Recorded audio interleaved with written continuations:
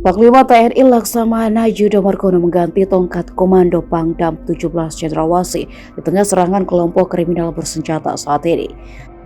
Dari Majen Muhammad Saleh Mustafa ke Mayor Jenderal Ishak Pangemanan. Ishak sebelumnya menduduki posisi sebagai Kepala Staf Komando Gabungan Wilayah Pertahanan 3 atau Kasko Gab Wilhan 3. Dikutip dari laman tni.mil.id, Ishak merupakan abituran Akademi Militer tahun 1990 dari Kecabangan Infanteri. Ishak dapat dikatakan mempunyai pengalaman panjang dalam penugasan di Papua.